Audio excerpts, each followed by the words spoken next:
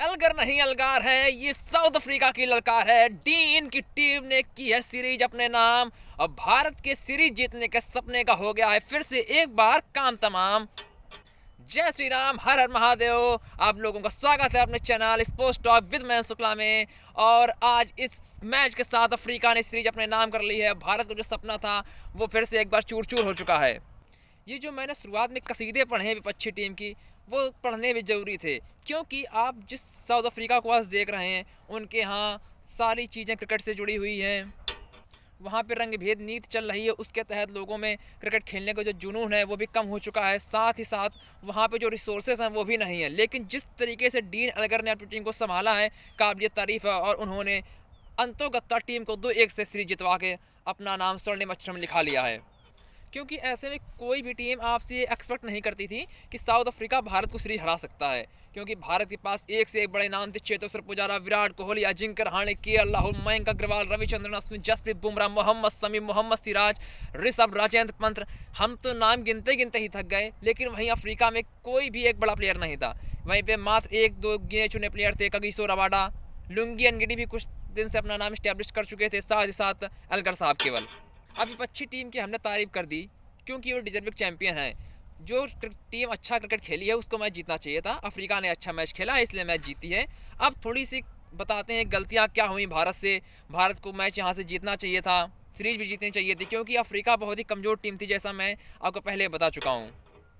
सब कुछ तो मैं बाद में बताऊँगा, लेकिन थोड़ी सी शुरुआत कल करते हैं। कल जैसे ही एक विवाद हुआ जाके, जिसमें से भारत का जो दिमाग था जाके क्रिकेट के जो गेम प्लान होते हैं उससे हट गया और ये स्लेजिंग में उतर आए थे इंडिया वाले। कल मेन यहीं से इंडिया मैच हारा है। जो हुआ जाके पहली पारी में, दूसरी पारी में, तीसरी पारी में, वो सब एक तरफ जाए। लेकिन चौथी इनिंग में जो हुआ, इंडिया, डीन एल्गर और पीटरसन जब खेल रहे थे उस समय एक वाकया हुआ।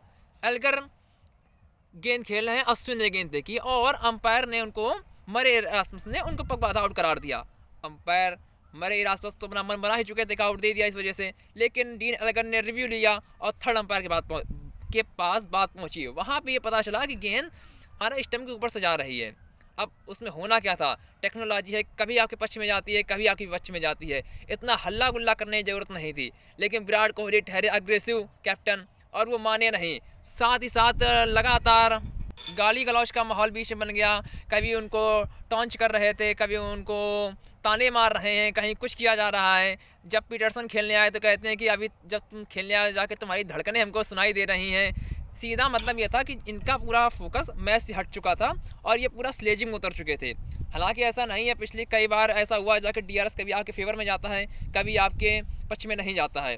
अब ज़्यादा दूर न जाते हैं, जब विराट कोहली ने 79 रनों की इनिंग खेली थी पहली पारी में, उसमें एक गेंद आई थी जाके लेग साइड में। जब विराट कोहली ने किया, उनके ग्लव्स से गेंद लग गई, कीपर के पास गई। कीपर ने कैच क्लेम किया।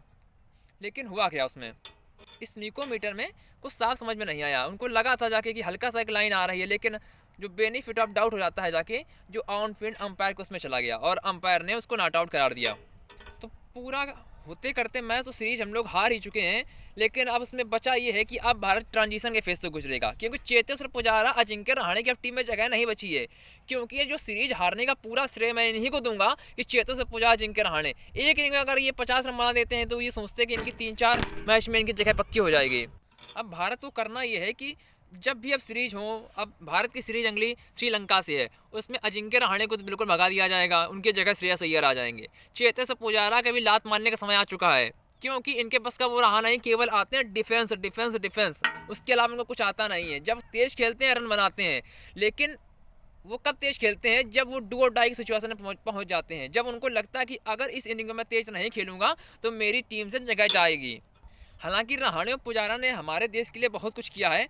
अब हम लोग केवल उन्हीं बातों की याद रखें कि उन्होंने जो हमारे लिए किया है, बस बहुत है। अब इनको केवल कहना जाके thank you mister Pujara and mister Rahane, आप लोगों ने बहुत देश की सेवा की है। अब मैं नए लड़कों को चांस देना चाहता हूं और मैं भविष्य की टीम बना रहा हूं अपने।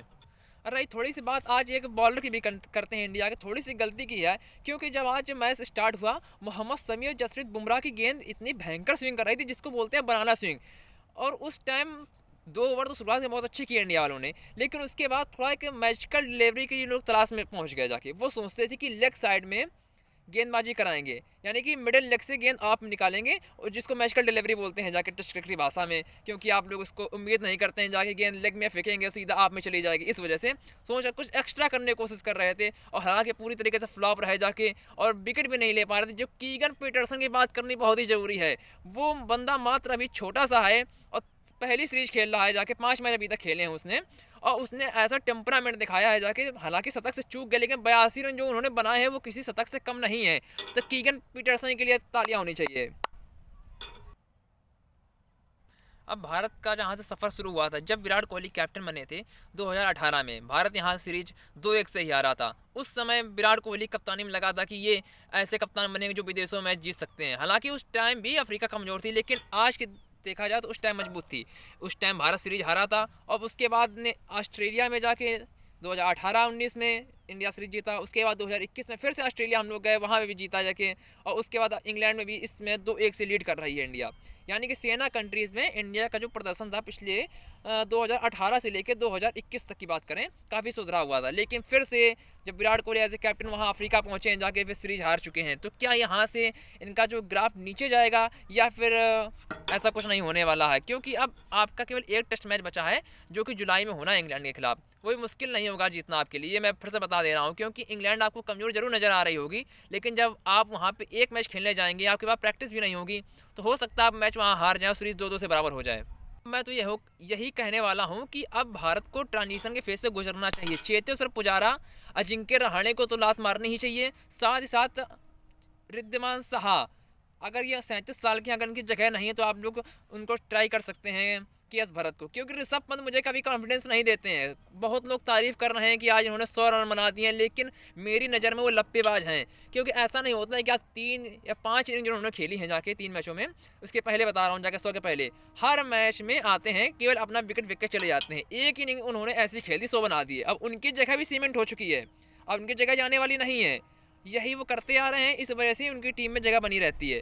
इसीलिए मैं कह रहा हूँ कि अब समय आ चुका है कि के.एस. भरत को ट्राई किया जाए, क्योंकि टेस्ट क्रिकेट में अगर जब आप लोग 5 batsman plus 1 keeper plus 5 bowler के साथ जाते हैं, तो कीपर की रिस्पॉन्सिबिलिटी बनती है कि वो अपने विकेट में थोड़ा दांव लगाए। ऋषभ पंत आते हैं, लप्पा मारते हैं, किसी दिन फर्श का सफ़र तो किसी दिन अर्श का सफ़र, यही इनके साथ चला आ रहा है।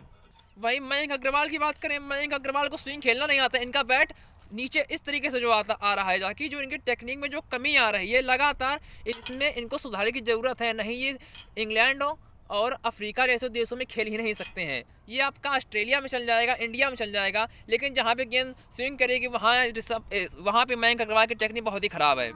कुल मिला के बात ये करें कि भारत की तरफ से किसी भी बल्लेबाज हो या किसी भी गेंदबाज हो, 1 या 2 लोगों को छोड़कर किसी ने अच्छा प्रदर्शन नहीं किया है।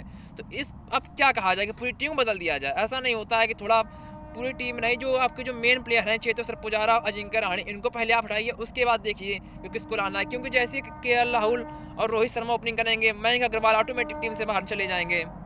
वहीं के.एल. राहुल ने जो हालांकि पहली इनिंग में शतक बनाया था, पहले मैच जब हुआ था जाके भारत मैच जीता था, उसके बाद से उनका प्रदर्शन कोई बहुत ही साधारण टाइप का ही रहा, बहुत अच्छा नहीं रहा। उसके बाद 50 रन जो बनाए थे, लेकिन वो भी अपने विकेट पे जो प्राइस टैग होता है वो लगा के नहीं खेल पाए लगातार। आप लोग कहेंगे कि मैं इतना क्रिटिकल क्यों हो रहा हूँ, क्योंकि क्रिटिकल होना बनता है, क्योंकि अफ्रीका जैसी टीम इस समय ऐसी पोजीशन में थी कि आपको यहाँ पे 3-0 सीरीज जीतनी चाहिए थी।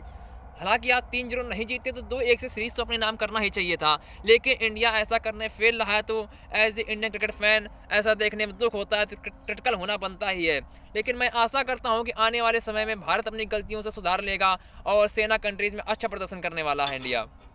अब चाहे कैप्टन कोहली रहें आगे चल के, या रोहित बने, या फिर के.एल. राहुल तो कैप्टन नहीं बनने वाले हैं, क्योंकि उनके अंदर हमें लीडर की एक जो कैपेबिलिटी होती है दिखाई नहीं पड़ती है। जो भी कैप्टन बने, शायद अभी मुझे तो ऐसा लग रहा है कि जैसे अफ्रीका से आज सीरीज इंडिया हार चुका है, इंग्लैंड से शायद हार जाएगा, क्योंकि मैं कभी नहीं बोला कि हार ही जाएगा, हार सकता है, सकना होने में बहुत फ़र्क होता है। तो जिस प्रकार से कोहली की कप्तानी वनडे T20 की गई है, हो सकता है टेस्ट में भी चली जाए, लेकिन मैं थोड़ा आशा ये करूंगा जहाँ कप्तानी जाए या ना जाए एक अलग मैटर है। वो भारत को अगर सेना कंट्रीज़ में अच्छा प्रदर्शन करना है तो थोड़ा सा अपना जो कॉम्बिनेशन है संभालना होगा, किसी को केवल नाम के दम पे आप नहीं खिला सकते हैं। अगर प्रेजेंट परफॉर्मेंस देखें आप, या फिर किसी दौरे से पहले जाके वहाँ पे कुछ फर्स्ट क्लास मैच आपको खेलने चाहिए, जिससे आप उस कंडीशन को भली भांति समझ लें और वहाँ की जो आपकी जो तकनीक में खराबी है उसमें आप एडजस्ट हो सकें। जैसे हनुमा विहारी की बात करें, इतना अच्छा बैट्समैन आपकी केवल बेंच में बैठा रहा, अजिंक्य रहाणे जगह आज हनुमा विहारी ही मैच खेलते तो ये मैच इंडिया हारता ना हारता अगर मैटर है, लेकिन ऐसी पोजीशन में नहीं होता। शायद भारत आज ड्राइविंग पोजीशन में होता और भारत मैच भी जीतता और 2-1 से श्रृंखला अपने नाम करता। बाकी धन्यवाद और आपसे एक जल्दी ही नए वीडियो के साथ मिलने वाले हैं, तब तक के लिए टाटा बाय बाय, जय श्री राम, राधे राधे।